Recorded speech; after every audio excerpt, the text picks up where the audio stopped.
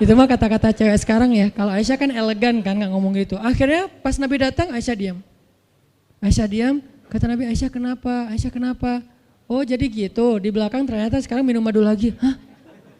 Nabi langsung datangin sama Jibril. Rasulullah tahu nggak kenapa mereka rame-rame sekarang? Siapa yang ngasih tahu nih ke Aisyah? Jibril ternyata jadi penengah, makanya jangan macam-macam deh sama Nabi. Ada Jibril, ada Allah kan, susah gitu membuat rahasia. Tahu nggak Rasulullah kenapa Aisyah ngambek? Kenapa wahai Jibril? Gara-gara Hafsah ngebocorin rahasia Nabi kepada Aisyah. Oh ini kerjaan Hafsah, kata Nabi. Oke, Hafsah. Panggil nih Hafsah. Akhirnya Nabi bilang, Hafsah, aku kecewa banget dengan sikap kamu. Kamu gak jaga rahasia aku. Sekarang aku antar kamu pulangnya ke rumah Umar. Bahasa lainnya diceraikan. Hafsah dicerain sama Nabi. Kerennya Hafsah pas digituin, dia cuma nangis. Dia gak bilang, ya Rasulullah, Rasul tega nyerain saya, terus saya gimana? Gitu. Enggak. Rasulullah cuma masalah madu doang, cuma masalah capture dan saya forward doang kayak gitu langsung diceraikan. Tega banget sih Rasulullah. Rasulullah gak punya hati apa? Enggak. Hafsah tuh diam. Ini nih keajaiban diam yang lain ya. Diceraikan sama Nabi. Innalillah astagfirullahaladzim.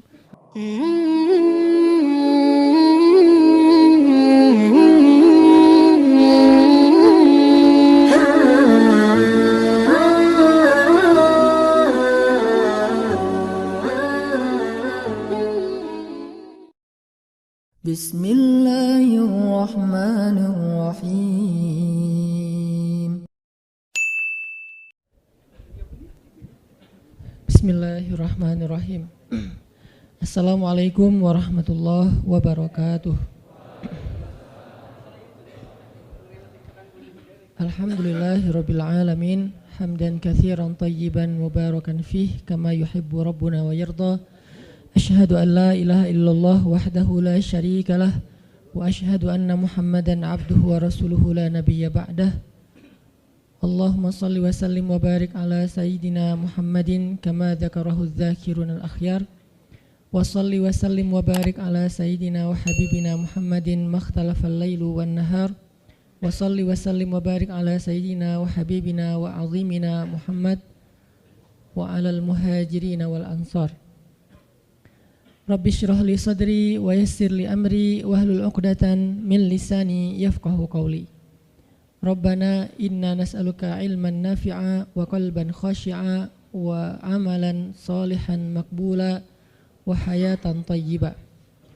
Rabbana ilaika aslamna wa bika amanna wa alaika tawakkalna wa ilaika anabna wa bika khasamna na'udzu bi'izzatika an tudillana antal hayyul ladzi la yamut wal insu wal jinnu yamutun wa ba'. Teman-teman semuanya yang dirahmati Allah Subhanahu wa taala, malam ini kita bisa duduk lagi di Markas Pemuda Hijrah. Ahlan wa sahlan bikum. Selamat datang buat semua anak muda Bandung. Mudah-mudahan Bandung ini menjadi salah satu di antara mercusuar dakwah di seluruh Indonesia. Ketika pemuda-pemudanya memberikan sebuah tren yang baik kepada anak muda di seluruh Indonesia dengan gaya dan style anak muda, nongkrong di masjid, mendengarkan sharing tentang kebesaran Allah Subhanahu wa taala. Mudah-mudahan dengan kayak gitu kita bisa memperbaiki iman kita kepada Allah, memperbaiki hubungan kita dengan Allah, yang pastinya nanti Allah akan memperbaiki hubungan kita dengan sesama manusia. Jadi kaidah dasarnya, siapa yang memperbaiki hubungannya dengan Allah, man aslaha ma bainahu wa bainallah aslahallah ma bainahu wa bainan nas. Siapa yang memperbaiki hubungannya dengan Allah, Allah perbaiki hubungannya dengan manusia. Manusia di sini termasuk keluarga, tetangga, masyarakat, bahkan dengan pemimpin dengan rakyatnya, antara satu golongan dengan golongan yang lain, satu agama dengan agama yang lain, itu semuanya diawali dengan islah ma bainana wa bainallah, memperbaiki urusan antara kita dengan Allah Subhanahu wa taala. Jadi ketika anak muda secara tren mulai berbondong-bondong datang ke rumah Allah untuk balikan sama Allah, maka Allah Subhanahu wa taala akan memperbaiki juga urusan mereka di kantornya, di kampusnya, di sekolahnya, di gedung dewannya, di istananya, dan seterusnya dan seterusnya. Dimulai dari kita balikan dulu kepada Allah Subhanahu wa taala setelah selama ini kita mutusin Allah tanpa kita sadari. Selama ini kita cuekin Allah tanpa kita sadari. Selama ini kita anggap Allah bukan prioritas dalam hidup kita tanpa kita sadari. Sehingga dengan tren anak muda mulai datang lagi ke rumah Allah, sujud sejajar antara kepalanya dengan kakinya dan beristighfar ngajak Allah untuk balikan dalam kebaikan-kebaikan, maka Allah itu Maha Pengampun lagi Maha Penyayang. Teman-teman semuanya, malam ini kita sharing tentang diam. Benar gak sih? Benar ya? Tentang diam. Dan saya gak mau ngebahas dari sisi fikih hukum diam, terus nanti ada juga yang bertanya tentang hukum puasa diam, puasa gak ngomong dan seterusnya, karena memang dakwah saya agak sedikit menghindari perdebatan fikih. Kita akan coba renungkan beberapa kisah tentang diam yang ada di dalam Al-Quran. Setidaknya ada 4 apa 5 gitu kisah tentang amazingnya diam itu di dalam Al-Quran. Yang menurut saya nih, setelah saya coba tadabbur beberapa ayat tentang kisah diam ini dalam Al-Quran, ternyata sama, poinnya tuh sama di antara semua kisah, bahwa diam kalau kita lakukan itu tepat dan kita punya alasan yang jelas, maka diam itu akan menjadi jalan lahirnya keajaiban dalam hidup kita. Jadi jalan munculnya keajaiban dalam hidup kita. Banyak orang yang berbicara untuk membela diri, padahal kalau dia diam, Allah yang bela dia. Kita ngebela diri kadang-kadang gak ngaruh, karena pembelaan diri kita tuh dianggap subjektif. Tapi kalau Allah yang bela dia, Allah punya banyak cara dan Allah menggenggam hati manusia. Sehingga ketika misalnya kita ribut dengan seseorang, setelah kita menjelaskan duduk perkaranya, kita ngejelasin yang sebenarnya terjadi apa, udah cukup diam dan jangan melanjutkan perdebatan. Kenapa? Biar nanti sisanya Allah yang akan beresin. Nah, ini butuh apa untuk bisa kayak gini nih? Butuh iman. Karena kalau kita imannya lemah, kita kayak agak meragukan Allah bakal ngebelain kita, padahal kita dalam posisi yang benar, mungkin kita akan terus-terusan bela diri. Kita akan tulis panjang sampai di scroll, kita akan narasi dengan kata-kata, kita akan berdebat, kita akan kerahkan semua teman-teman yang bisa ngebelain kita, kita akan cari semua argumen, kita akan cari semua kesalahan dia dibalikin. Semua cara ini adalah cara orang untuk membela diri dengan cara berucap. Ternyata di Al-Quran Allah pernah menceritakan kepada kita cara membela diri dengan diam. Bahkan kadang-kadang ketika kita membela diri dengan berucap, justru Allah menjauhkan dirinya dari kita. Allah pergi. Kenapa Allah pergi dari kita, berpaling dari kita? Karena saat kita membela diri dengan berucap, dengan ngomong, dengan broadcast, dengan komen, dengan bikin caption dan seterusnya, kadang-kadang di dalam kata-kata kita itu ada hal yang justru gak benar. Ada yang bohong terpaksa gitu. Akhirnya gara-gara pengen bela diri kita jadi bohong. Gara-gara pengen bela diri kita jadi cari-cari kesalahan orang lain. Gara-gara pengen bela diri kita jadi buka aib. Gara-gara pengen bela diri kita jadi melebih-lebihkan sesuatu yang harusnya gak kayak gitu. Artinya justru karena kita berucap, karena kita ngomong malah jadi salah. Akhirnya orang gak respect, Allah lebih gak respect lagi. Sehingga malam ini kita pengen belajar tentang gimana cara menjemput keajaiban ketika kita punya masalah dengan seseorang lewat diam. Mungkin teman-teman sering mendengar hadis yang disampaikan oleh para penceramah, para ustadz. Hanya mungkin malam ini kita akan lebih banyak ngambil contoh. Karena saya pikir narasi-narasi ideal berupa ayat dan hadis udah banyak yang menyampaikan. Tapi membawanya dalam contoh konkret daily kehidupan kita itu mungkin gak semua orang aware. Karena emang kehidupan orang beda-beda. Apalagi misalnya seorang ustadz yang mungkin jarang main sosmed. Dia gak tahu masalah di sosmed itu apa. Seolah-olah sosmed itu bukan realitas hidup. Padahal kita tahu anak muda Indonesia main sosmed sehari gak kurang dari 6 jam. Berarti ada 6 jam realitas kehidupan kita yang jarang dibahas dan dibimbing dengan bimbingan agama Allah. Al-Quran dan hadis. Kenapa? Karena realitas ini kurang difahami oleh sebagian guru-guru, oleh sebagian ulama yang mereka emang agak gak terlalu akrab dengan sosmed. Mereka gak akrab dengan yang namanya Instagram, YouTube, Twitter, Line apalagi. Karena Line ini anak mudanya mungkin ABG banget kan. Jadi agak-agak kurang akrab. Kalaupun mereka pakai itu hanya karena soleh banget kali ya. Karena soleh banget jadi mereka pakainya sebatas sekedar share ceramah doang. Jadi gak main, bukan pemain sosmed lah, sekedar menggunakan sosmed sebagai media panggung ceramah. Udah share, itu juga kadang-kadang yang nge-share-nya admin, jadi nggak ngulik gimana cara itu kurang ngulik. Padahal realitas sosmed itu udah jadi realitas daily kehidupan kita. 6 jam kita ada di sosmed dan 6 jam itu tetap waktu yang akan dihisap oleh Allah. Bukankah selain harta, selain tenaga, selain amal, waktu juga akan dihisap? Maka waktu kita 6 jam itu apakah tidak ada hubungannya dengan agama? Ada banget. Sehingga saya mencoba untuk semampu saya bareng dengan kita semuanya belajar. Bisa nggak ya kita jadi smart netizen? Atau dalam kehidupan sehari-hari bisa jadi smart citizen dengan sikap diam. Gimana sikap diam citizen, smart citizennya? Lagi di jalan, ketika orang lain mungkin bikin kita bete, bikin kita emosi, bisa nggak kita diam? Di rumah ketika kita berselisih dengan pasangan, bisa nggak kita diam? Di kos-kosan ketika kita digedor-gedor terus minta uang kos-kosan sama bu kos, bisa nggak kita? Salah. Itu mah ngumpet ya? Salah contohnya. Ya gitulah pokoknya. Jadi kita akan coba bahas diam ini dari angle daily kehidupan kita. Karena saya lebih suka kayak gitu biar langsung praktis bisa dipakai. Memang hadis-hadisnya banyak. Salah satu yang paling terkenal, man kana yu'minu billahi wal yaumil akhir falyakul khairan aw liyasmut. Cuman contohnya doang yang beda-beda. Narasinya sama, kontennya sama.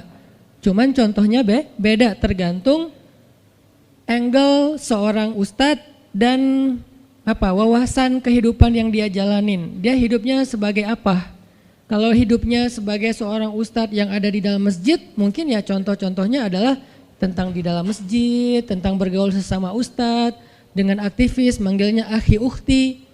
Tapi kalau dia kehidupannya main, berarti dia akan ngambil contoh tentang main, gimana kita biar tetap bisa soleh walaupun kita lagi main dan seterusnya. Tapi narasinya sama. Man kana yu'minu billahi wal yaumil akhir falyakul khairan aw liyasmut. Atau nanti cerita yang lain kata Nabi, yang paling banyak memasukkan orang ke dalam api neraka 2. 1 lisannya, 2 kemaluannya. Ini 2 hal yang paling sering menyebabkan orang masuk neraka. Kalau kemaluannya kita tahu artinya dia hawa nafsu, syahwat. Kalau lisan ini ngomong, justru gara-gara kita ngomong banyak, kadang itu jadi kayak pemberat timbangan keburukan kita dan itu tuh rugi gitu. Makanya kita perlu belajar, bukan saya ngajak kita, kita diam aja seharian. Kayaknya agak kurang fair juga ya. Dan saya juga nggak diam seharian. Susah kalau untuk diam seharian, apalagi sama keluarga, kan kita butuh ngobrol sama teman. Ya serealistis mungkin dan senatural mungkin. Cuman kalau lagi ada kasus bisa nggak nih kita diam? Terutama kalau lagi ada kasus. Terutama kalau lagi ada masalah. Dan saya yakin kita tuh pasti sering punya masalah dengan seseorang. Gimana caranya kita diam? Gimana cara Nabi diam ketika diomelin oleh Aisyah radhiyallahu anha? Ngomel, diam. Aisyah ngomel kepada Nabi, enggak menceritakan aib orang lain, enggak mencela, cuman ngomel karena lagi cemburu. Nabi diam. Beres Nabi diam, baru Nabi nanya, udahan Aisyah? Udahan. Terus Aisyah mau apa? Udah. Jadi enggak didebat sama Nabi. Padahal Nabi kalau mau mendebat, hadisnya banyak banget. Tinggal sesungguhnya saya bersabda, kan beres ya. Udah selesai. Tapi kok Nabi enggak pakai hadis? Kok malah kita yang pakai hadis Nabi untuk mendebat? Sementara Nabi pemilik hadis enggak pakai hadis buat berdebat. Kalaupun beliau berdebat, perdebatan yang positif, perdebatan yang konstruktif, yang membangun, yang memberikan hasil yang insya Allah tetap menjaga akhlak. Itu yang disebut dengan wajadilhum billati hiya ahsan. Tapi kalau dengan keluarga, Nabi itu nggak suka debat. Istrinya ngambek, istrinya rame-rame nggak mau nggak mau ngomong sama Nabi, ya udah Nabi di mihrab ngomong aja sama Allah sama Jibril. Ternyata lebih dahsyat lagi. Ketika Nabi di mihrab ngomong sama Allah dan Jibril doang, akhirnya istri-istrinya lebih dari seminggu ngerasa kayak nasib kita gimana ya, kok Nabi udah nggak mau ngomong sama kita lagi, kok kita digantung gini gitu kan ya. Akhirnya turunlah ayat Al-Quran yang menegur istri-istri Nabi gara-gara perilaku mereka kepada Nabi. Ini menunjukkan bahwa ayat-ayat tentang diam itu menjadi solusi itu luar biasa loh. Dan saya pengen malam ini sebagai motivator, katanya sebagai motivator saya pengen memotivasi kita supaya kita percaya diam itu solusi. Diam itu keajaiban. Nggak usah komen itu ternyata, nggak nge-reply komen head itu ternyata bagus. Nggak usah terlibat dalam perdebatan di sosmed, itu tuh bagus banget. Saya hari ini tadi sore posting tentang update berita di Palestina, ada seorang perempuan yang ditembak di perbatasan sama orang Israel. Kenapa saya turn off si komennya? Karena saya tahu ini akan mengundang emosi, jadi takutnya malah kemana-mana kan, jadi ngomong politik, jadi ngomong apa, mending di turn off aja deh. Tapi kalau yang lagi saya dibully, saya biasanya nggak nge-turn off. Yang di turn off tuh hal-hal yang sifatnya memunculkan polemik yang semakin melebar, jadi kurang produktif. Akhirnya kita offin dulu komennya. Tapi saya tetap pengen share itu biar orang update berita dari sana tuh lagi apa. Dan mudah-mudahan saya berharap itu di repost orang banyak, akhirnya jadi minimal membangun awareness masyarakat dunia bahwa Palestina itu layak untuk merdeka. Dari dulu udah layak untuk merdeka sejak mereka dijajah oleh Israel. Itu aja doang sih kampanyenya. Tapi saya nggak mau kampanyenya melebar kemana-mana sehingga di offin dulu aja komennya. Kenapa? Off komen itu kadang-kadang bagian dari diam baik.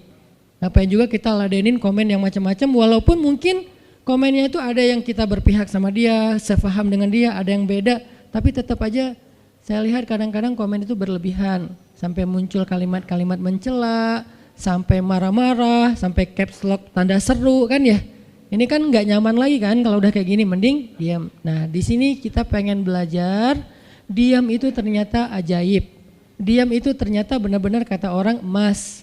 Diam itu ternyata solusi. Diam itu ternyata pembelaan diri yang paling efektif. Kalau selama ini kita masih percaya membela diri yang paling efektif ngomong. Membela diri yang paling efektif itu bikin postingan. Membela diri yang paling efektif itu bikin caption yang bagus. Membela diri yang paling efektif itu komen. Membela diri yang paling efektif itu minta pembelaan dari manusia. Ternyata mungkin itu benar, tapi ada yang lebih efektif lagi. Membela diri dengan diam. Dan gimana cara membela diri dengan diam sampai mendatangkan keajaiban, itu yang akan kita coba renungkan malam ini. Oke, yang pertama kita akan baca kisah diam di surat Maryam, surat favorit saya. Coba teman-teman buka surat Maryam, surat 19. Di dalam surat ini ada dua adegan diam. Pertama, adegan diamnya Nabi Zakaria. Yang kedua, adegan diamnya Maryam. Surat 19, surat Maryam,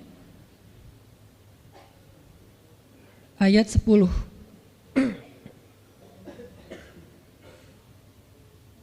Sekaligus kita pengen belajar kalau kita lagi diam pas kita dicerca, ketika kita disakiti, ketika ada masalah dengan seseorang, kalau kita diam kita ngapain gitu kan gitu ya, nggak diam doang kan, kita ngapain. Ini adalah adegan, kita lanjutin sekitar 2 menit sebelum azan. Ini adalah adegan ketika Nabi Zakaria dapat berita gembira akan punya anak laki-laki. Karena Nabi Zakaria berdoa minta anak laki-laki dari sejak nikah sampai usia 80 tahun. Kurang lebih sekitar 50 tahun berdoa. Lama banget, ya Allah beri anak, ya Allah beri anak. Sampai iparnya udah punya anak keren namanya Maryam. Iparnya adalah Imran. Udah punya anak keren banget, cewek, solehah, dari kecil udah beribadah di Masjid Aqsa. Zakaria masih minta anak, ya Allah, ya Allah, ya Allah. Sampai puncaknya Zakaria ngelihat Maryam dapat makanan dari langit. Zakaria datang ke mihrab Maryam, terus di situ udah ada makanan yang bukan dibawa oleh Zakaria. Zakaria nanya, "Anna laki hadza ya Maryam?" Maryam dapat dari mana makanan ini? Kata Maryam, "Huwa min indillah, dari Allah," kata Maryam. Gimana caranya? Kata Maryam, Allah punya cara sendiri. Allah yarzuqu may yasha bighairi hisab. Terserah Allah gitu. Masya Allah, Masya Allah. Zakaria kagum sama Maryam, langsung pergi ke mihrabnya Zakaria, sholat, dan di dalam sholatnya Zakaria berdoa, hunalika da'a Zakaria rabbah. Di saat itulah Zakaria benar-benar nangis berdoa kepada Allah, ya Allah, Rabbi habli min ladunka dzurriyyatan thayyibah innaka sami'ud du'a. Ya Allah, beri saya anak seperti dia, seperti Maryam, engkau maha mengijabah doa dan saya enggak pernah berputus asa meminta kepadamu. Udah 50 tahun lebih. Tiba-tiba Allah bilang, ya Zakaria, inna nubashiruka bi ghulam ismuhu Yahya lam naj'al lahu min qablu samiyya. Zakaria, sekarang kami akan perkenankan doamu, kamu akan punya anak, beri dia nama Yahya. Belum pernah ada anak seperti dia yang soleh di muka bumi. Zakaria kaget, walaupun doa, tapi beliau masih berpikir kayak, gimana caranya saya punya anak? Ini kayak tarik-tarikan antara logika manusia dengan iman. Imannya percaya Allah Maha Kuasa, tapi logikanya gimana caranya? Istri saya udah tua, saya juga udah tua. Lalu Nabi Zakaria bertanya untuk biar lebih tenang, supaya logikanya nggak ragu lagi. Kalau imannya udah mantap, tinggal logika. Zakaria tanya, beri saya ij'al li ayah, beri saya bukti tanda gimana cara saya punya anak. Kata Allah, tandanya alla tukalliman nas salasa layalin sawiyya. Kamu tiba-tiba nggak bisa ngomong. Kamu sehat, kamu nggak punya masalah, tapi kamu nggak bisa ngomong. Mau ngomong tuh gak bisa. Kamu bisa tilawah, kamu bisa zikir, tapi kamu gak bisa ngomong. Bisa subhanallah, subhanallah, subhanallah. Bisa alhamdulillahi rabbil alamin. Gak bisa. Jadi baca Quran, kalau ada Quran, tapi dulu kan Taurat ya. Baca Taurat bisa, zikir bisa, hayya ala sholah, kalau azan ada azannya bisa. Pokoknya semua bisa kecuali mau ngomong tuh gak bisa. Masya Allah ya, luar biasa. Kenapa? Karena Allah pengen Zakaria zikir aja 3 hari. Jangan ngomong dengan manusia walaupun ucapannya baik kecuali zikir. Jadi kalau mau ngomong dengan manusia, subhanallah, masya Allah, alhamdulillah, bismillah. Cuman gitu doang ngomongnya. Gak bisa, lu mau kemana? Gak bisa. Insya Allah gitu. Jadi cuman bisa zikir. Saking Allah pengen Zakaria menghabiskan 3 hari sebelum Allah tunjukkan keajaiban hanya dengan berzikir. Apa poinnya di sini? Kalau kita pengen ada keajaiban dalam diam, maka isilah diam kita dengan zikrullah. InsyaAllah nanti kita lanjutkan setelah sholat isya. Bismillahirrahmanirrahim. Teman-teman semuanya, kita lanjutkan tadabbur kita terhadap ayat di surat Maryam, ayat 10 dan 11, kisah keajaiban yang diperoleh oleh Nabi Zakaria alaihissalam. Dengan Allah anugerahkan untuk beliau anak yang super duper keren luar biasa yang bernama Yahya alaihissalam. Dan salah satu cara Allah Subhanahu wa taala mendidik Nabi Zakaria untuk menjemput keajaiban itu adalah Allah menyuruh Zakaria untuk diam dan mengisi diamnya dengan zikratullah bukratan wa asiyya. Mengingat Allah pada waktu pagi dan pada waktu petang. Artinya diisi dengan zikir. Dan waktu itu Nabi Zakaria menurut ulama tafsir, beliau tidak cacat lisannya, benar-benar bisa ngomong. Hanya tidak bisa bicara dengan manusia tapi bisa berzikir. Jadi beliau bisa zikir, bisa mengucapkan kalimat-kalimat Alkitab yaitu Taurat. Beliau bisa membaca ayat-ayat Allah, beliau bisa mengucapkan kalimat bismillah dan seterusnya, tapi nggak bisa ngomong dengan manusia. Dan itu terjadi selama 3 malam. Dan akhirnya setelah 3 malam, Nabi Zakaria tiba-tiba dapat berita gembira kalau istri beliau hamil. Ini pelajaran penting banget buat kita. Kalau ini pernah berlaku terjadi kepada Nabi Zakaria, keajaiban dengan cara kayak gini, maka ini juga akan terjadi kepada kita. Itulah alasan kenapa kisah tersebut direkam dalam Al-Quran. Supaya dia menjadi pelajaran hudan lil muttaqin. Itu kenapa Allah katakan Al-Quran hudan lil muttaqin. Petunjuk bagi orang yang bertakwa. Orang yang pengen memperbaiki diri. Orang yang pengen dapat solusi. Muttaqin, orang yang pengen wa may yattaqillaha yaj'al lahu makhraja. Dapat jalan keluar. Wa yarzuqhu min haitsu la yahtasib. Dikasih rezeki yang enggak terduga-duga. Wa may yattaqillaha yaj'al lahu min amrihi yusra, diberikan kemudahan. Wa may yattaqillaha yaj'al lahu yukaffir anhu sayyi'atih, dihapuskan semua dosa. Wa yu'dhim lahu ajra, dikasih reward yang berlipat-lipat. Maka siapa yang pengen dapetin keajaiban-keajaiban orang bertakwa itu, maka jadikanlah Al-Quran sebagai petunjuknya, hudan lil muttaqin. Nah, gimana cara kita jadiin Al-Quran sebagai petunjuk? Jawabannya juga ada di ayat yang sama, la raiba fih, jangan ragukan ayat-ayat Al-Quran, termasuk kisah-kisah yang ada di dalamnya. Sehingga kalau kita benar-benar percaya kisah Nabi Zakaria mendapatkan keajaiban dengan cara diam dan zikir, maka kita coba terapin itu dalam masalah hidup kita, insya Allah kita juga akan mendapatkan keajaiban dan kejutan seperti yang didapatin oleh Nabi Zakaria. Itu pesan poin yang ada di dalam ayat 10 dan 11 surat Maryam. Sehingga buat sebagian orang yang mungkin ngerasa selama ini sering disakiti, sering dicuekin, sering didebat, sering diapain, jangan terlalu diladenin. Kadang-kadang ada teman saya nanya ke saya, Ustadz, ini ada yang ngomongin Ustadz gini di sosmed, perlu kita balas nggak nih? Saya bilang udah diamin aja. Itu tuh santai, tapi sebetulnya itu ada kayak alasan kenapa saya memilih sikap itu, bukan karena kayak males ribut. Sebetulnya kadang-kadang kan ribut itu kayak nyenengin ya, kayak olahraga apa ya, emosi gitu kan. Rame-rame di sosmed itu kayak asik kan, kayak kita ngegame gitu kan. Jadi nge-replay komen-komen orang kayak lucu-lucuan gitu. Saya pernah lihat Rachel V-nya bagus juga sih, ini bukan dalam hal negatif tapi positif, makanya saya sebutnya nama. Rachel itu kan main kemarin ke Australia sama New Zealand. Terus ada dia lagi foto-foto gitu di sana bareng dengan suaminya. Tiba-tiba ada yang komen, Sel, lo nggak cocok di tempat itu, tempatnya bagus tapi gara-gara lo jadi kurang bagus gitu.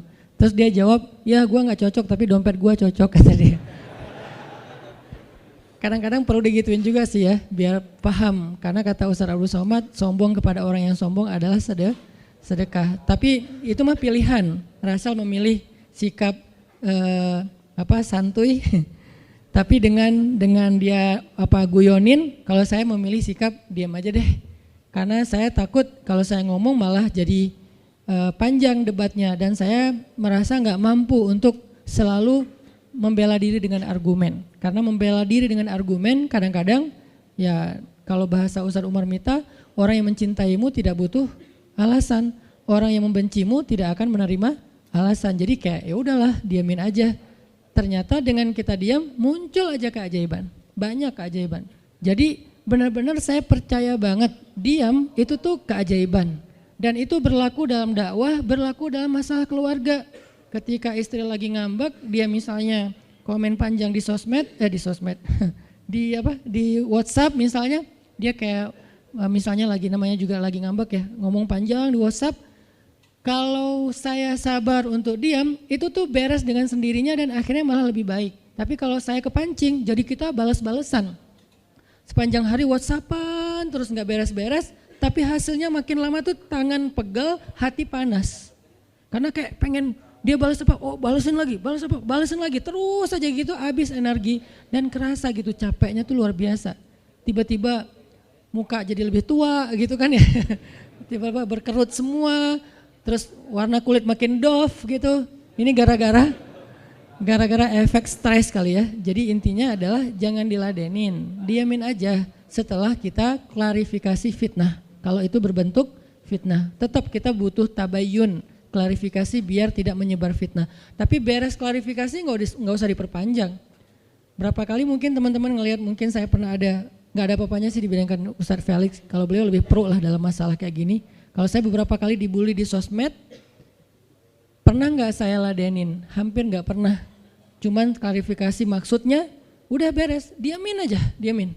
Sepahit apapun, sepanas apapun kalimatnya, yang kadang-kadang Ustadz nggak baca.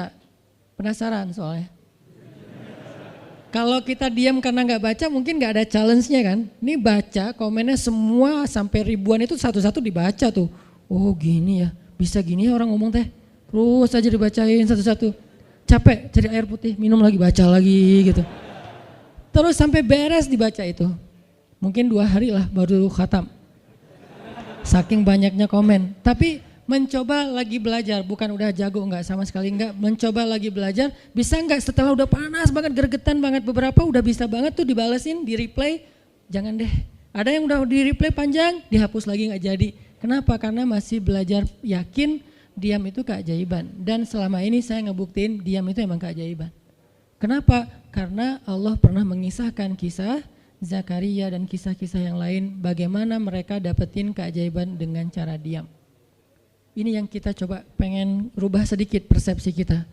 Enggak selalu bela diri dengan ngomong, kadang kita bela diri itu dengan diam. Enggak selalu kita dapetin keajaiban itu dengan hanya mengandalkan manusia, tapi justru kita dapetin keajaiban saat kita mengandalkan Allah Subhanahu wa taala. Itu tuh dahsyat. Yang kedua, sekarang setelah Nabi Zakaria dapat keajaiban anak yang soleh banget, sampai Allah kisahkan di ayat 13 gimana solehnya dia, 14, 15 dan seterusnya. Sekarang kita baca kisah kedua, yaitu kisah Sayyidah Maryam, yaitu ada di ayat 26. Petikannya ada di, cuplikannya ada di ayat 26. Kalau kisah Maryam mah dimulai dari ayat 16 ya. Tapi yang masalah diam itu ada di ayat 26, 27, 28 dan 29. Bismillahirrahmanirrahim. Fakuli washrabi wa qarri 'aina فإما ترين من البشر أحدا فقولي إني نذرت للرحمن صوما فلن أكلم اليوم إنسيا فأتت به قومها تحمله قالوا يا مريم لقد جئت شيئا فريا يا أخت هارون ما كان أبوك امرأ سوء ما كان أبوك امرأ سوء وما كانت أمك بغيا فأشارت إليه قالوا كيف نكلم من كان في المهد صبيا. Dan maka makan dan minumlah dan bersenang hatilah engkau wahai Maryam, dan jika engkau bertemu dengan seseorang katakanlah sesungguhnya saya telah berazam untuk berpuasa pada hari ini dan saya tidak akan berbicara dengan manusia pada hari ini. Lalu Maryam pun datang kepada kaumnya sambil menggendong bayinya. Kaumnya berkata, wahai Maryam, engkau datang kepada kami dengan membawa kalau bahasa kita itu pembawa apa istilahnya, sial, apa ya, dengan membawa keburukan. Jadi kayak dianggap pembawa kesialan. Wahai saudari Harun, sesungguhnya ayahmu bukanlah seorang yang nista ataupun pendosa, dan begitu juga dengan ibumu bukanlah perempuan yang hina. Lalu Maryam memberi isyarat, fa'asyarat ilaih, memberi isyarat dengan menunjuk ke arah bayinya. Lalu mereka berkata, bagaimana kami akan berbicara dengan seorang bayi yang masih digendong oleh ibunya, maksudnya masih terlalu kecil. Ini adalah cuplikan adegan Maryam ketika baru pulang kampung. Jadi ceritanya di ayat sebelumnya, ketika kandungan Maryam semakin besar dan enggak bisa disembunyikan dari penglihatan manusia, Maryam pun pergi menjauh ke sebuah tempat yang tidak ada siapa-siapa. Fahamalathu fantabadat bihi makanan qasiyya. Dia menjauh, mengucilkan diri ke tempat yang enggak dilihat oleh siapa-siapa sampai melahirkan. Jadi kurang lebih sekitar 3 bulan 4 bulan Maryam enggak ada di Al-Quds, enggak ada di di Masjidil Aqsa dan sekitarnya. Dia pergi mengasingkan dirinya supaya tidak ada yang menghujat Maryam karena ngelihat perutnya sudah semakin besar dan dia enggak punya suami. Setelah melahirkan, akhirnya Allah perintahkan Maryam untuk pulang. Setelah Allah ngasih makan, minum dan kebahagiaan buat Maryam, fakuli washrobi wa qarri aina, dengan adegan korma yang menjatuhkan buah-buah rutop dan seterusnya, pulanglah Maryam. Nah, Maryam tahu ketika dia pulang dengan membawa bayi, dia pasti akan dihujat, dicela, dicaci maki, dibully oleh kaumnya. Lalu Allah memberi kepada Maryam bekal. Gimana cara ngadepin yang kayak gitu-gitu? Kata Allah, kalau kamu ketemu manusia, ketemu orang-orang, ketemu kaummu, bilang ke mereka, saya tidak berdebat hari ini. Saya nggak akan berdebat. Jadi dia tetap bisa ngomong. Tapi dia bilang, saya nggak akan berdebat. Saya nggak akan bicara dengan siapapun hari ini, karena saya sudah bernazar untuk diam. Bilang kayak gitu kepada kaummu. Maka fa'atat bihi qaumaha tahmiluh. Maka datanglah Maryam kepada Al-Quds, kepada kota Al-Quds dengan membawa bayinya yang digendong. Datang. Baru dari ujung kota kelihatan Maryam, muncullah orang-orang Bani Israel semuanya rame di pasar-pasar mereka, semuanya menghadang Maryam. Maryam tiba-tiba dihadang di gerbang kota Al-Quds. Gak boleh masuk kota Al-Quds. Tadinya ada yang satu orang lihat, Maryam, langsung dia datang ke kota, dia umumkan ke semua orang, wahai Bani Israel, perempuan yang hina yang kita cari-cari sekarang sudah datang membawa bayi haramnya, membawa bayi selingkuhnya, membawa bayi hasil zinanya. Akhirnya orang-orang yang ada di Masjid Al-Aqsa, yang ada di rumah-rumah, yang ada di pasar, semuanya berkumpul di depan gerbang kota.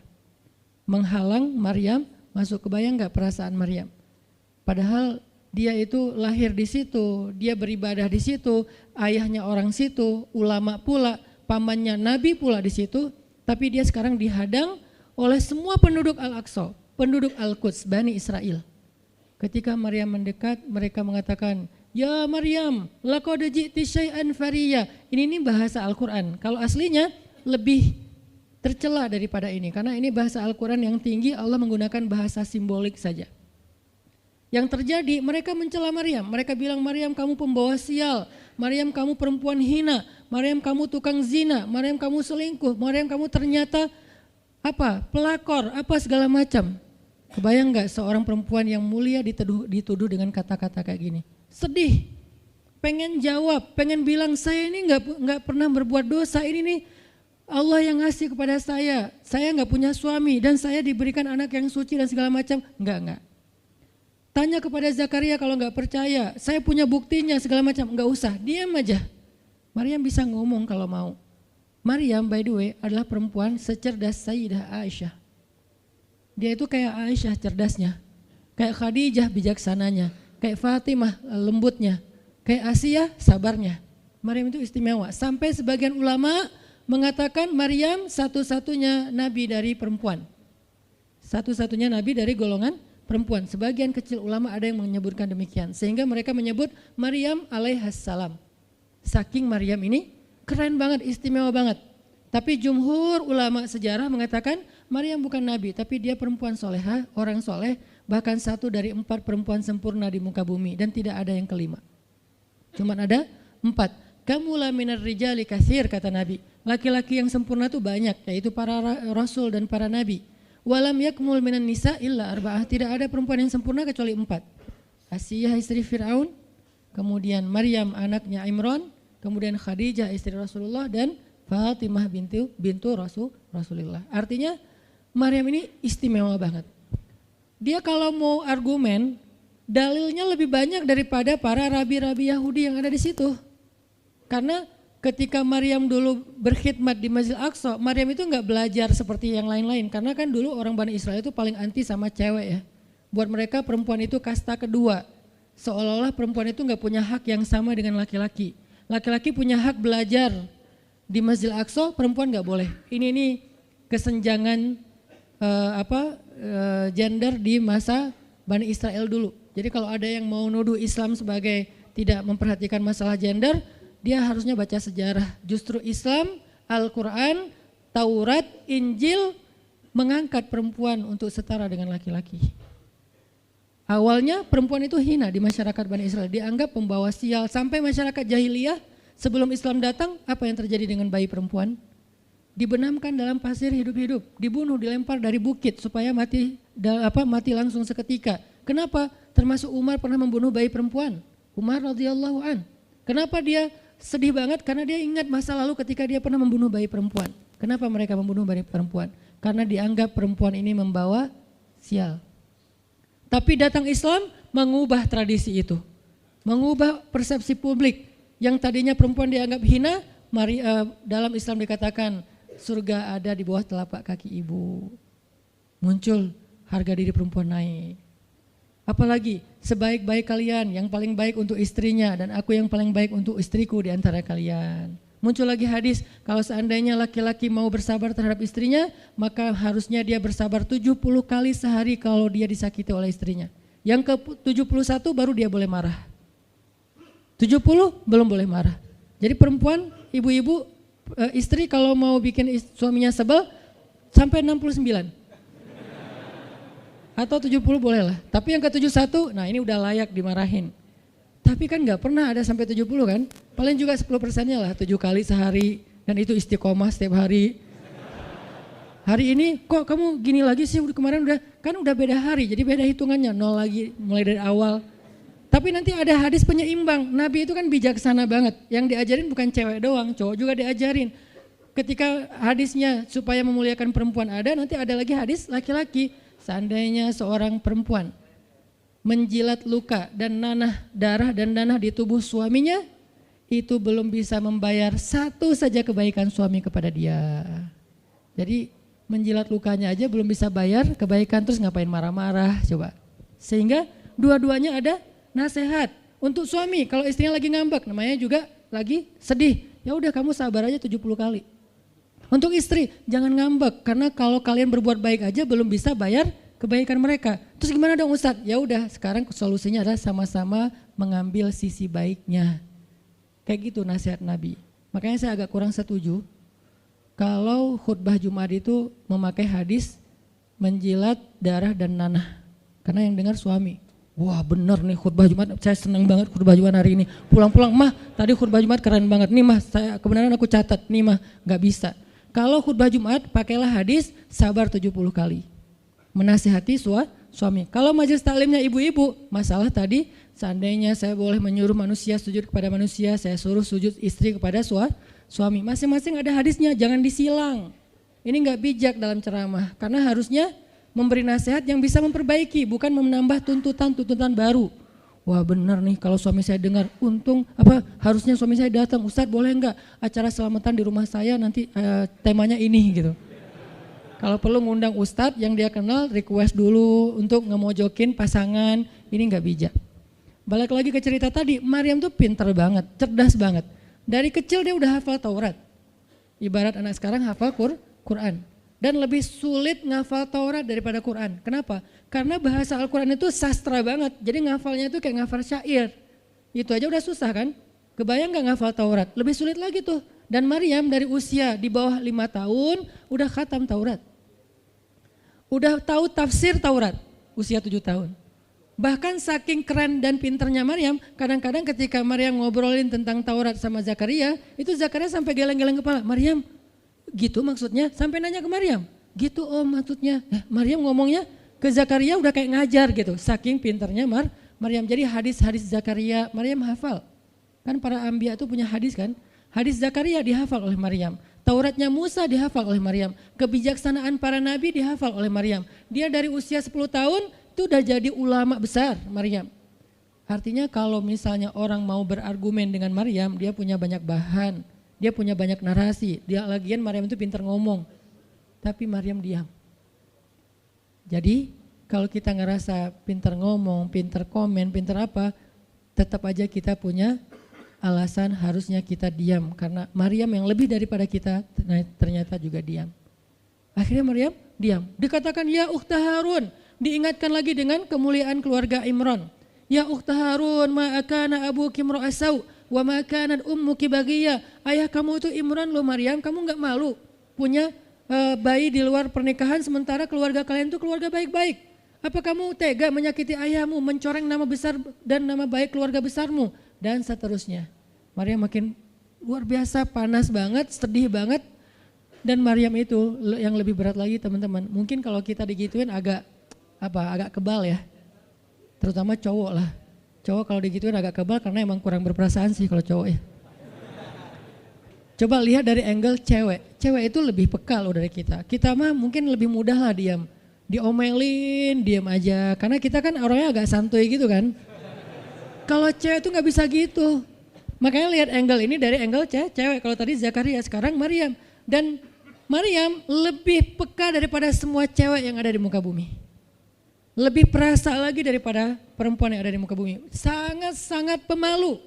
Saking pemalunya ketemu cowok keren, ta'awuz coba. Cewek itu perasaannya lebih dalam daripada kita. Jadi kalau misalnya cewek-cewek, Maryam tuh gak punya ketemu cowok keren aja dia ta'awuz. Siapa cowok keren yang ditemui Maryam? Jibril. Gabriel loh yang ditemuin. Dan waktu itu Jibril menjelma. Apa? Fatamassala laha basyaron sawiyya. Jibril menjelma sebagai basyaron sawiyya. Allah yang ngomong tuh, cowok keren. Allah yang bilang keren. Kalau kita merasa udah paling keren, menurut Allah biasa-biasa aja. Karena Allah pernah menciptakan Yusuf, Allah pernah menciptakan Muhammad, Allah pernah menciptakan Yahya. Kita merasa paling keren, Allah pernah menciptakan Sarah, perempuan paling keren juga, Aisyah, Fatimah. Jadi buat kita kayak udah kegeeran paling keren se-Bandung gitu kan ya. Menurut Allah mah biasa. Kalau Jibril, Allah sendiri yang bilang dia tuh emang keren. Jibril emang bukan malaikat. Tapi kalau ketemu manusia, kecuali para nabi, Jibril itu menjelma sebagai manusia. Supaya tidak terlihat wujud aslinya. Karena gak kuat orang ngelihat wujud aslinya Jibril. Nabi Muhammad aja pertama ngelihat Jibril dengan wujud aslinya pas di Gua Hira itu lari tuh. Takut, saking ngerinya Jibril tuh. Jangankan manusia, malaikat aja segan sama Jibril. Jibril lewat malaikat. Gak berani malaikat. Kenapa saya bilang kok disegani? Allah yang bilang di Al-Quran. Dia itu malaikat yang disegani. Dzu mirratin. Dzu mirrah kalau bahasa kita malaikat yang sangat berwibawa. Sehingga di antara malaikat aja gak ada yang sembarangan bicara sama Jibril. Mau bicara sama Jibril kayak aduh segan malu gitu malaikat, cuman gak pakai itu mah Sunda ya. Pokoknya malaikat mah gak berani ngomong sama Jibril saking segannya. Kenapa? Gagah banget wujud aslinya. Ketika dia membentangkan sayapnya, itu sayap menutupi timur dan barat. Jadi matahari, bulan, bintang udah gak kelihatan. Yang kelihatan cuma Jibril dengan keagungannya.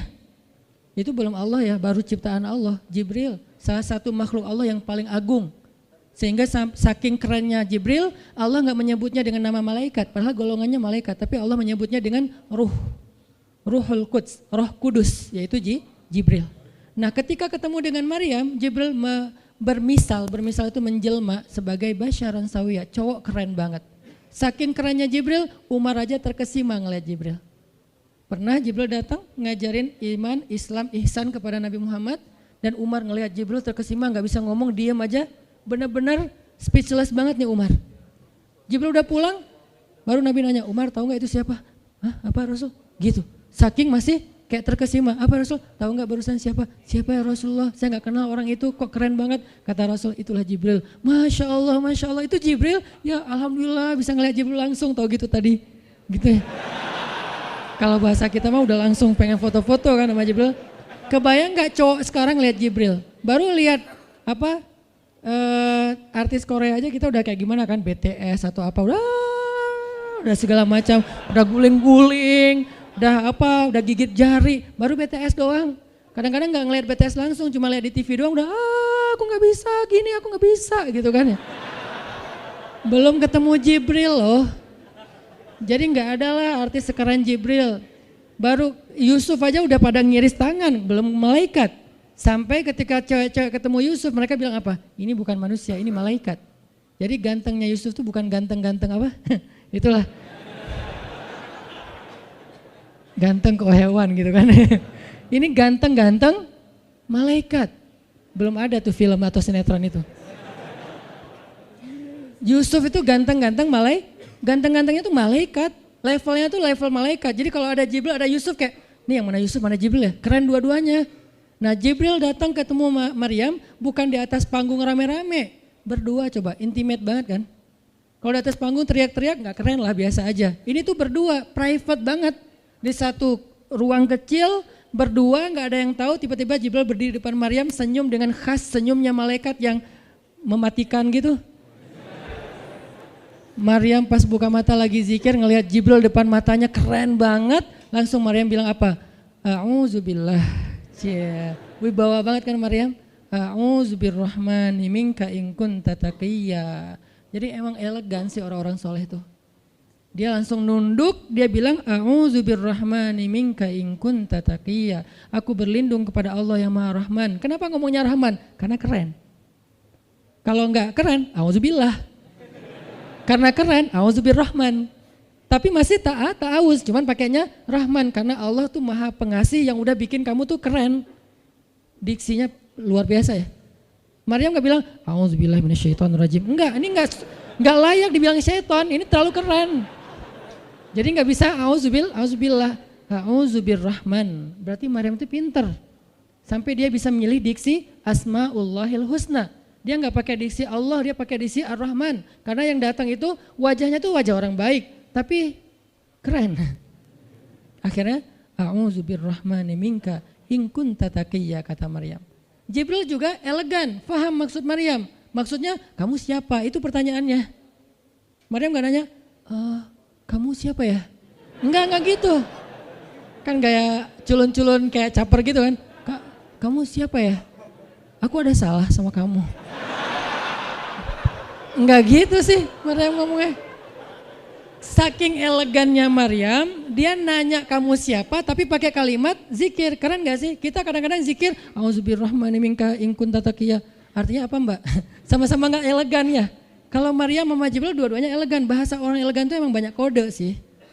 Jadi kita mah yang polos-polos kayak gini, yang remeh-remeh rempeyek gak jelas gini, ya nggak akan paham kalau nggak baca tafsir. Makanya kalau mau theater of mind, baca Quran itu pakai tafsir, pakai kisah, baru kita ngerti kondisinya. Oh gitu banget ya, dahsyat banget ya kejadian waktu itu. Jibril datang dengan wujud yang kerennya. Maryam pengen nanya kamu siapa? Kok tiba-tiba masuk ruangan saya? Tapi bahasanya A'udzubirrahmani minka in kunta taqiyya. Aku berlindung kepada Allah yang Maha Baik darimu kalau kamu takut kepada Allah. Maksudnya kamu siapa? Takut gak kamu sama Allah? Baru Jibril mengatakan, saya adalah utusan Allah, berarti malaikat, untuk memberi kabar kepadamu kalau kamu akan punya anak. Baru Maryam melihat, gimana saya punya anak? Ya udah ada obrolan nih. Dan mereka udah biasa aja, oh Jibril saya kira siapa, udahlah gak mungkin. Artinya udah kayak gitu nih kesolehan Maryam. Artinya Maryam itu orang yang sangat peka banget, perasaannya dalam banget. Terus nanti ketika Maryam melahirkan anak, tahu gak kata-kata Maryam apa? Ya laitani mittu qabla hadha wa kuntu nasyam mansiya. Saat Maryam merasakan sakitnya kontraksi, mau melahirkan Isa, Maryam itu sambil kontraksi sambil bilang ya laitani mittu qabla hadha wa kuntu nasyan mansiya. Aduhai seandainya saya mati aja sebelum kejadian ini dan saya dilupakan oleh manusia seolah-olah saya tidak pernah ada. Kenapa Maryam ngomong kayak gini? Maryam ngebayangin betapa malunya dia nanti kalau harus membawa bayinya ketemu Bani Israel yang pada bawel. Bani Israel itu terkenal kaum yang paling bawel. Bawelnya banget. Kalau kita baca Al-Baqarah itu isinya kebawelan Bani Israel. Kata Nabi Musa, sembelihlah Al-Baqarah. Al-Baqarah itu kan banyak, yang warna apa? Cari yang warnanya bersih. Yang bersih kan juga ada belang-belangnya gak dikit. Terus yang beratnya berapa kilo, yang dari mana, dari Bali atau NTB atau dari mana, bawel banget. Udahlah cari aja seekor sapi, sembelih beres. Tapi nanya lagi, bertele-tele. Itulah Bani Israel. Dan Maryam tahu banget karakter kaumnya. Jangankan dengan fitnah kayak gini nih, ketemu Nabi yang udah menyampaikan hal yang benar aja, itu di debatnya tuh habis-habisan. Apalagi dengan kondisi Maryam. Makanya Maryam takut banget, dia nggak kuat menanggung malu. Kalau kita mungkin masih kuat lah nanggung malu, kadang-kadang malah malu-maluin gitu kan. Kalau Maryam nggak kuat nanggung malu, berarti orang yang seperti ini harusnya kan berat banget untuk diam kan, nggak akan kuat diam, harusnya dia ngomong gitu, dia belain diri. Tapi Maryam itu sisi lainnya adalah perempuan yang mukminah, siddiqah, sangat yakin sama Allah. Allah suruh diam, ya udah diam. Gimana pun dihujat, diam. Kata Allah diam. Ya Allah mereka bilang saya itu berzina, diam. Ya Allah bilang ini anak haram, ini anak saya nih, anak yang mulia. Anak yang satu-satunya ketika lahir gak disentuh setan di antara manusia loh. Satu-satunya manusia ketika lahir gak disentuh setan. Nabi Muhammad setannya malah diislamkan. Beda, kerannya itu beda. Kalau Isa nggak disentuh setan. Kalau Nabi Muhammad setannya malah masuk Islam. Masing-masing punya keistimewaan lah. Tapi satu-satunya manusia yang lahir nggak disentuh setan, cuman Isa. Kita semuanya pernah disentuh. Lahir langsung. Apa sih lo datang-datang ke dunia nambah-nambahin kerjaan gua gitu kan. Kita nih orang biasa, jadi pas lahir tuh udah ada langsung setan bisik-bisik, yuwas wisufi sudurinas, makanya disuruh azan kan. Karena kenapa? Biar nggak dibisikin sama setan. Dan kalau bisa suara azan kita harus lebih lembut daripada suara setan, karena setan juga kayak nge-tricky gitu. Saya ibu kamu. Anak bayi dinina bobokan sama setan, hiduplah iblis gitu-gitu kan. Jadi kayak di dokter nama setan, iblis itu keren, iblis itu soleh, iblis itu baik, tapi pakai bahasa nasyid. Lagunya tuh kayak akustik gitu, lembut banget gitu kan. Makanya suara muazin kalau azanin anaknya yang lembut, jangan azan Allahu Akbar, asyhadu alla ilaha illallah. Dia malas ke masjid nanti kalau udah dewasa. Kenapa? Gue malas banget dengan suara ini nih. Salahnya siapa coba? Salah ayahnya. Belajar azan di Al-Latif sama Muzammil sama Teras Tahfiz. Biar azannya tuh kayak Allahu Akbar. Bayinya senyum-senyum. Ntar gue bisa lebih dari itu. Canda. Intinya adalah Maryam itu pemalu banget. Jadi dia bisa banget untuk ngebales. Tapi dia diam. Sampai akhirnya fa'asyarat ilaih. Dia memberi isyarat. Arti memberi isyarat, dia nunjuk ke arah Isa alaihissalam yang masih digendong, kalau kalian mau ngomong aja sama bayinya. Allah yang nyuruh kayak gitu. Makin kayak marah dan makin menjadi-jadi orang Bani Israel ketika Maryam memberi isyarat nunjuk ke arah Isa. Mereka bilang, "Ya Maryam, kamu udah gila apa? Sekarang kamu nyuruh kami bicara dengan bayi yang masih dalam gendongan ibunya?" Benar, Maryam tuh ternyata udah stres gila. Dia gara-gara ditinggal sama selingkuhannya, sekarang dia jadi orang gila. Wah, luar biasa tuduhan kepada Maryam. Maryam diam aja sedih, nahan air mata. Tapi bukan emotikon yang menggenang air mata di sini ya. Nahan aja air mata sampai kemudian Allah datangkan keajaiban, jadikan bayinya bicara. Qala, Isa bicara. Panjang lagi omongannya Isa. Ibuku ini baik, ibuku begini-begini, saya itu hamba Allah, saya itu anak yang suci, saya itu begini-begini, sampai beres. Baru mereka pada pulang karena mereka merasa terbantahkan semua tuduhan palsu mereka kepada Maryam. Masuklah Maryam, disambut mulia oleh beberapa orang. Maryam itu perempuan mulia, Allah mendatangkan dia sebagai keberkahan. Tadi dituduh pembawa sial, sekarang disebut pembawa berkah. Mulailah Maryam terkenal. Isa dididik, kemana Isa pergi, anak-anak kecil segengnya Isa pengen jadi temannya Isa. Gue temannya Isa lo, gue temannya Isa lo. Gak lama kemudian Isa jadi temannya Yahya. Ketika dia udah bisa main sama Yahya, main berdua sama Yahya. Kemana-mana berdua, Yahya, Isa. Tapi usianya agak jauh berbeda. Ketika Yahya udah masuk SD, Isa barulah lahir. Jadi kayak agak sekitar 7-10 tahun lah kurang lebih mereka jarak usianya. Tapi pas Isa udah remaja, mereka udah nyambung ngobrol. Nah, kelebihan masing-masing, kalau Yahya ini penghafal kitab Taurat, datang Isa, Yahya menghafal kitab Injil. Yahya Nabi, Isa Rasul, satu level di atas Nabi. Kalau Nabi mengikuti ajaran Rasul sebelumnya, kalau Rasul membawa ajaran baru. Jadi sebelum Isa lahir, Yahya mengikuti ajaran Musa dengan kitab Tauratnya. Setelah Isa lahir, Yahya mengikuti ajaran Isa dengan kitab Injilnya. Jadi bisa dibilang Nabi yang mengikuti dua ajaran Rasul, Yahya alaihissalam. Dia menghafal dua kitab suci sekaligus, Taurat dan Injil. Perempuan Maryam radhiyallahu anha, dia menghafal kitab Taurat dan Injil dari anaknya sendiri. Inilah kisah Maryam yang mendapatkan keajaiban dengan cara diam. Terakhir kisah Nabi Muhammad SAW ketika beliau bahasa lebih tepatnya dalam tanda petik ya, biar nggak bisa disalahin. Kayak didiemin lah sama istri-istri beliau gara-gara istri-istrinya ngambek. Di dalam surat At-Tahrim, surat 66, coba kita buka surat 66.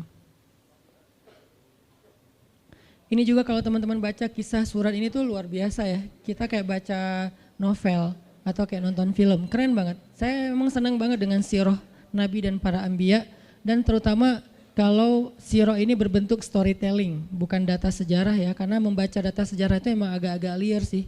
Tapi kalau storytelling kan kita adegan ya, wah seru ya, itu lebih keren daripada Disney, Marvel, Endgame, satu apalah. Lebih seru baca sirah kalau kita paham. Surat 66 ayat 4, ayat 5. Ayat 5.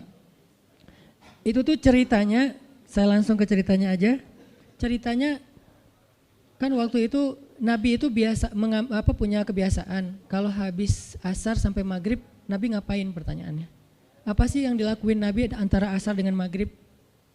Ternyata kebiasaan Nabi di hari Jumat bukan hari Jumat, di hari-hari biasa antara asar dengan maghrib itu adalah keliling ke rumah-rumah istrinya.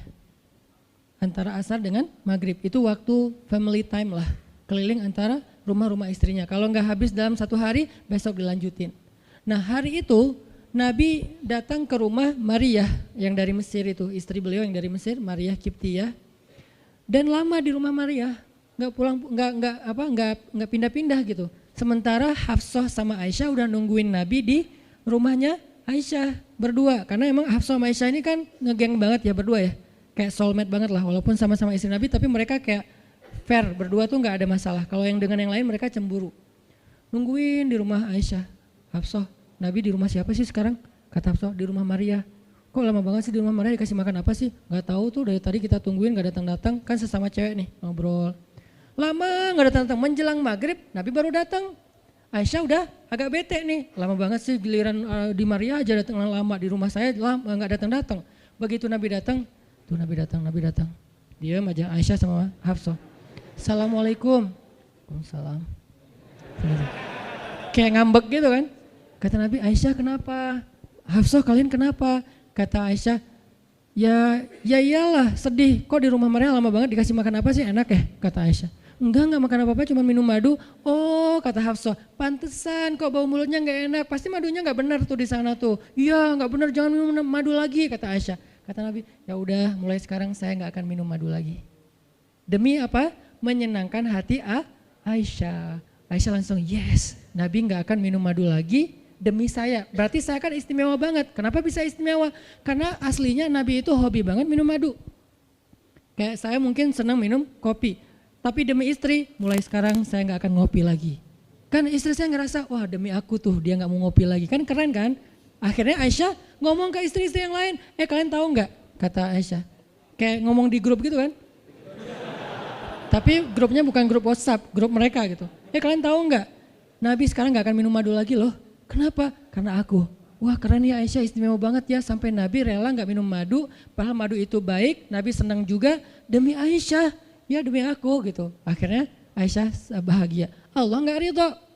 Begitu Nabi ngomong kayak gitu, Allah turunkan ayat pertama surat At-Tahrim. Ya ayuhan Nabi.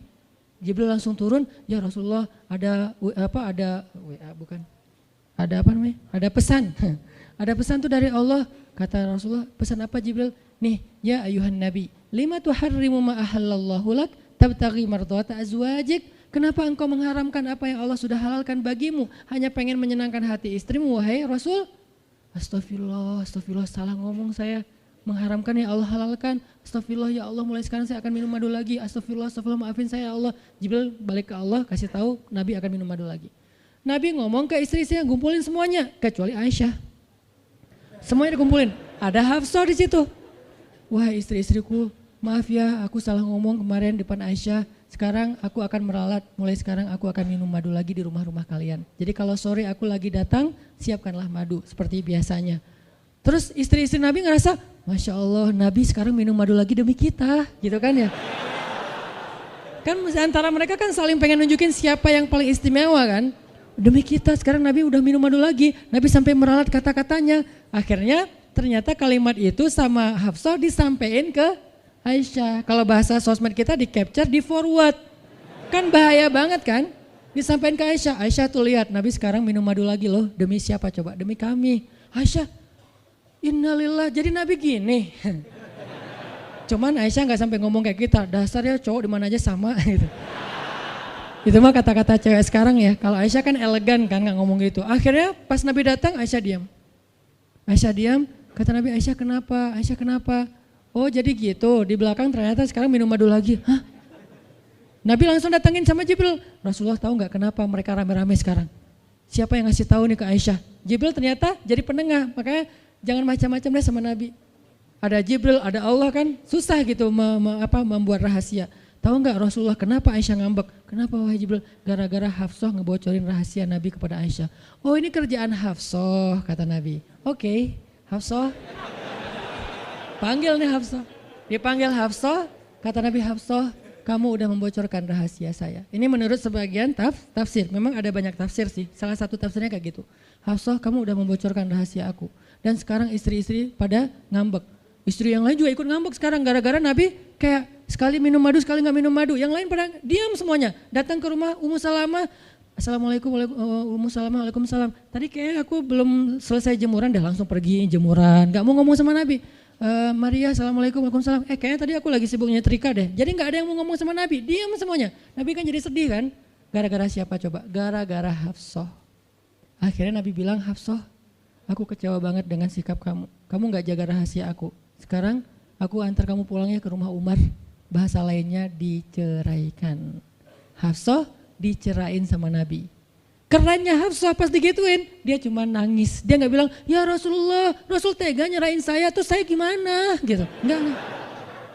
Rasulullah cuma masalah madu doang, cuma masalah capture dan saya forward doang kayak gitu langsung diceraikan. Tega banget sih Rasulullah. Rasulullah gak punya hati apa? Enggak. Hafsah tuh diam. Ini nih keajaiban diam yang lain ya. Diceraikan sama Nabi. Innalillah, astagfirullahaladzim. Hafsah yuk kita pulang ke rumah Umar. Iya ya Rasulullah, pulang aja. Baik banget nih Hafsah, soleha banget.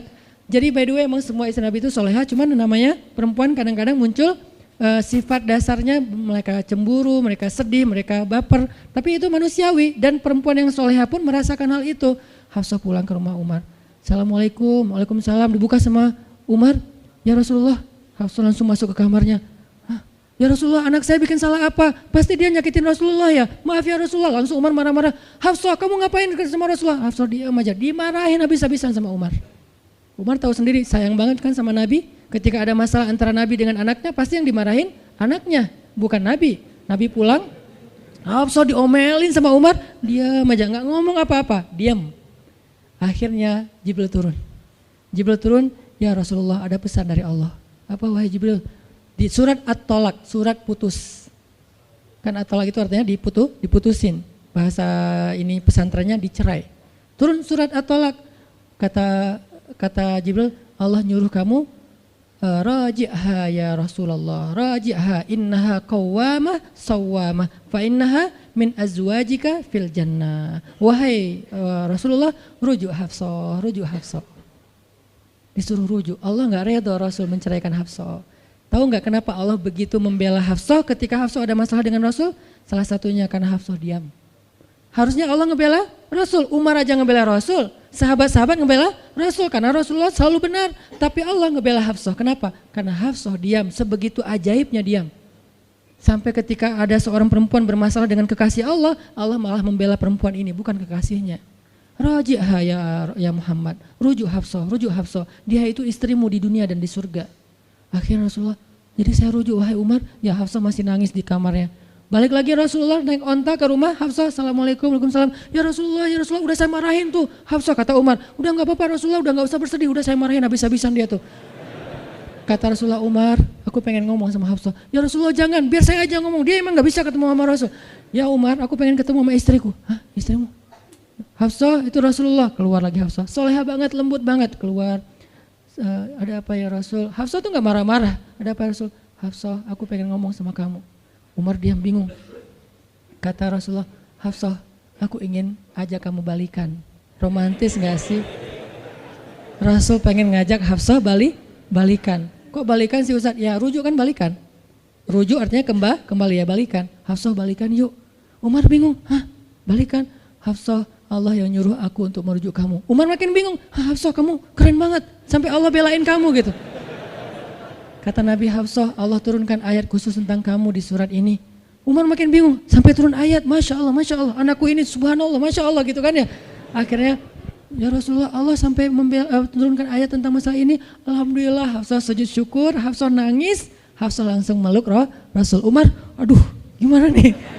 Udah beres gitu, Hafsah dibawa pulang sama Rasul. Boncengan berdua, Hafsah boncengan sama Rasul. Naiklah mereka, mobil mereka yang bermerek onta itu. Gimana cara pulangnya? Di depan rumah Umar, Rasulullah langsung berlutut, langsung ngasih tangan buat Hafsah, Hafsah megang tangan Nabi, injak lutut Nabi, naik ke atas onta. Itu tuh romantis banget. Lalu Rasulullah bonceng Hafsah. Tadi kan cerita Hafsah dicerai sama Nabi itu kan heboh di grupnya istri-istri Nabi kan. Hafsah dicerai loh, Hafsah dicerai loh. Jangan-jangan kita juga dicerai. Soalnya Nabi udah gak mau ngomong sama kita. Astagfirullah, astagfirullah. Jadi grup Nabi, istri-istri Nabi itu pada khawatir kalau mereka juga sama nasibnya dengan Hafsah, pada bingung. Tapi tiba-tiba mereka ngelihat Hafsah pulang ke rumahnya dibonceng Nabi. Itu tuh langsung trending loh. Istri-istri Nabi, tahu nggak tuh Hafsah dirujuk sama Nabi sampai turun ayat di surat At-Talaq. Oh gitu. Wah Hafsah keren banget ya. Wah istri-istri Nabi pada cemburu pada Hafsah. Diturunkan Hafsah, yang lain pada ngintip Hafsah. Sampai masuk ke rumahnya, Nabi beres di rumah Hafsah, keluar masuk ke masjid, dia aja di masjid. Istri yang lain Nabi nggak mau ngomong. Aisyah, Ummu Salamah, Saudah, Maria, Sofia, siapa lagi? Yang Zainab bintu Jahsy, semuanya Nabi diamin, nggak mau diajak ngomong. Datang satu-satu, ya Rasulullah mau dibuatin minum apa? Astagfirullah, subhanallah. Datang lagi Aisyah, Rasulullah capek, subhanallah. Diam semuanya, nggak ada yang mau diajak ngomong sama Nabi. Udah mereka akhirnya pada pulang bingung, nasib kita gimana ya? Tanya ke Hafsah yuk. Sekarang Hafsah jadi kayak selebritinya. Hafsah, pada datang ke rumah Hafsah. Hafsah bantuin kita dong. Sampai Aisyah aja yang tadinya kayak bisa dibilang kayak pemimpin istri-istri Nabi kan. Aisyah paling cerdas, paling disayang sama Nabi. Sekarang Aisyah diam-diam ngomong, Hafsah bantuin dong, kita nih lagi digantung sama Nabi. Kata Hafsah sekarang kan kayak lagi di atas angin gitu. Kalian sih nyakitin Rasul, cie. Hafsah tuh kayak wah lagi masa-masanya Hafsah gitu kan. Hafsah gimana dong? Ya udah ngomong aja langsung sendiri. Rasulullah nggak mau ngomong sama kita. Ya udah coba minta tolong ke ayah kamu Aisyah, kan ayah kamu dekat sama Rasulullah. Akhirnya ngundang Abu Bakar. Ya Abu Bakar, baca deh tafsir dari ayat-ayat ini. Abu Bakar datang, ayah tolongin kami dong. Kenapa? Kami tuh dianggurin sama Nabi, didiamin, digantung udah seminggu lebih. Jangan-jangan kami juga dicerai kayak Hafsah. Kalau Hafsah dicerai tapi udah dirujuk, kami gimana nasibnya? Akhirnya ya udah biar aku yang ngomong sama Rasul. Datanglah Abu Bakar ke masjid. Rasul lagi zikir. Ya Rasulullah, itu istri-istrimu ngutus saya. Subhanallah. Ya Rasulullah, Masya Allah. Ya Rasulullah, la ilaha illallah. Abu Bakar aja Rasul gak mau ngomong sama dia. Padahal Abu Bakar itu udah paling akrab sama Nabi. Abu Bakar diam, gak bisa diajak ngomong nih. Abu Bakar balik lagi ke rumah istri-istri Nabi. Kata istri-istri Nabi, gimana Abu Bakar? Astagfirullah, innalillah, gimana kalau Abu Bakar aja gak bisa, gimana yang lain? Terus akhirnya datang lagi ke Hafsah. Hafsah bantuin dong, kita udah gak jelas nasibnya nih. Kata Hafsah, ya udah aku minta tolong ayahku ya. Hafsah masih kayak gak mau langsung ke dia gitu. Ya udah aku minta tolong ayahku ya, panggillah Umar. Ayah bantuin mereka dong, nasib mereka sekarang lagi terkatung-katung gitu. Umar marah, kalian sih. Nah, tadi kan yang diomelin Hafsah kan, sekarang diomelin semua istri Nabi diomelin sama Umar. Dan salah satu kalimat omelannya Umar, itu tuh kerennya Umar sampai di-repost sama Allah. Coba, ada gak manusia yang kata-katanya di-repost Allah? Gak ada, cuman Umar. 2 kali kata-kata Umar di-repost oleh Allah. Arti di-repost apa? Ditayang ulang di Al-Quran. Kan repost itu berarti tayang ulang kan? Di-capture, langsung di-copy, paste, langsung ditayangin. Itu tuh kata-kata cuman Umar yang pernah digituin sama Allah. Kata-kata Umar apa? Ayat ke-5. Kata Umar, kalau kalian gak minta maaf sama Nabi, Allah bisa aja mentalak kalian, menceraikan kalian dari Nabi, lalu menggantikan untuk Nabi istri yang lebih solehah, lebih hafizah, lebih bertaubat, lebih baik, lebih cantik, lebih perawan daripada kalian. Itu tuh kata Umar yang ada di ayat ke-5. Jadi bisa dibilang ayat ke-5 adalah ayat repostnya kata-kata Umar, saking kerennya Umar. Sampai Nabi pernah bilang kalau ada Nabi setelah aku, Umar lah orangnya, cuman gak ada Nabi setelah aku. Jadi kalau ada orang yang benci sama Umar, saya heran, dia baca sirah apa? Karena Umar itu keren banget, Abu Bakar itu keren banget. Kalau kita baca sirah mereka dahsyat tuh. Dan kalau ada yang bilang Umar sama Ali itu gak akur, aneh juga. Karena Ali memberi nama anaknya, yang pertama Abu Bakar. Yang kedua Umar. Yang ketiga Utsman. Ketika ditanya sama Umar, ya Abul Hasan kamu memberi nama mereka dengan nama-nama kami, kenapa? Kata Ali, aku berharap mereka jadi orang soleh seperti kalian. Terus gimana caranya? Ali ngasih nama Umar sementara dia benci sama Umar, gak mungkin dia benci. Masa ngasih nama orang yang dibenci kan? Dek namanya siapa? Namrud. Kok Namrud sih? Kan ayah saya benci banget sama Namrud. Datang lagi, dek namanya siapa? Iblis. Kok iblis sih gitu kan ya? Gak mungkin lah. Ngasih nama anak pasti karena sayang. Kayak saya ngasih nama Aisyah, Maryam, Mutia, Yahya, Ertugrul itu karena memang saya ngefans dan ngidolain banget dengan nama-nama ini. Yahya, Ayyash, tiga tokoh di situ. Nabi Yahya, Ayyash sahabat Nabi, dan Yahya Ayyash mujahid Palestina. Jadi 3 tokoh sekaligus. Nabi Yahya saya ngidolain banget supaya Yahya jadi anak kecil yang seperti Nabi Yahya menghafal Quran. Kedua, Ayyash itu sahabat Nabi Muhammad. Kemudian yang ketiga, Yahya Ayyash sekaligus itu nama mujahid Palestina yang paling pintar ngerakit banyak senjata-senjata untuk ngelawan Israel. Dan dia dibunuh sama Israel, saking Israel benci sama Yahya Ayyash. Untuk membunuh Yahya Ayyash mereka ngebom 1 blok untuk membunuh Yahya Ayyash, dan mudah-mudahan dia syahid dalam dalam kejadian itu. Artinya saya ngefans gitu. Ali juga kayak gitu. Balik lagi ke cerita tadi, akhirnya ngundang Umar. Umar datang ke Rasulullah. Ya Rasul, saya diutus istri-istrimu. Subhanallah, subhanallah. Ya Rasul, bicara dong, kasihan mereka kayak digantung. Ya Rasul, apakah engkau menceraikan mereka semua? Baru Rasulullah ngeliat ke arah Umar, Rasulullah tersenyum, Rasulullah bilang, enggak wahai Umar. Allahu Akbar, kata Umar. Dia langsung takbir, Allahu Akbar. Istri-istri Nabi dengar suara takbirnya Umar, itu pertanda, kode, berarti berita gembira. Istri-istri Nabi juga Allahu Akbar, rame gitu kan. Umar masuk ke rumah istri Nabi, wah Umar, busyra ya Umar, busyra berita gembira, wahai Umar, ya berita gembira, kalian tidak diceraikan oleh Nabi. Tapi jangan macam-macam lagi ya. Ya Umar, ya. Akhirnya sujud syukur semuanya. Beres sujud syukur, mereka bilang, kita masak-masak yuk untuk Rasul yuk, syukuran. Di rumah siapa? Ya di rumah Hafsah lah. Akhirnya mereka masak-masak di rumah Hafsah. Pas sudah beres masak-masak, mereka ngundang Nabi untuk pulang. Tapi yang berani ngomong sama Nabi cuman Hafsah, kita udah beres masak nih, minta dong Nabi pulang ke rumah. Ya udah tenang, biar aku yang minta. Hafsah datang, ya Rasulullah, kami masak-masak loh untuk Rasul, yuk pulang yuk. Ya Hafsah, udah beres Nabi zikir, sujud, beliau balik sama Hafsah. Sampai ke rumah Nabi, tenang, udah selesai lah urusannya. Apa yang terjadi setelah itu Ustadz? Udah gak ada riwayatnya, jadi gak bisa diriwayatin. Pokoknya beres itu mereka pun hidup bahagia selamanya. Apa pelajarannya di sini? 2 orang di sini dapat keajaiban lewat diam. 1 Hafsah, Allah suruh rujuk gara-gara dia diam. Kedua Nabi, diam aja sambil zikir sampai akhirnya Allah beri pelajaran yang berharga. Istri-istri yang tadinya ngambek serentak semuanya insaf bahasa kita, sadar dan mereka minta maaf kepada Rasulullah. Jadi kalau istri lagi ngambek, lagi ngomel, diam. Isilah diam kita dengan zikir. Tapi zikirnya bukan auzubillah minasyaitonirrajim, auzubillah. Jangan, dia bukan setan. Dia hanya lagi ngambek. Subhanallah, masya Allah, alhamdulillah. Yang paling efek itu la haula wala quwata illa billah. Itu ngefek banget. Mudah-mudahan ini bisa menjadi penyemangat, motivasi untuk kita semuanya. Betapa kata as-samt, as-sukut, diam aja dalam Islam itu adalah kebaikan yang luar biasa dahsyat.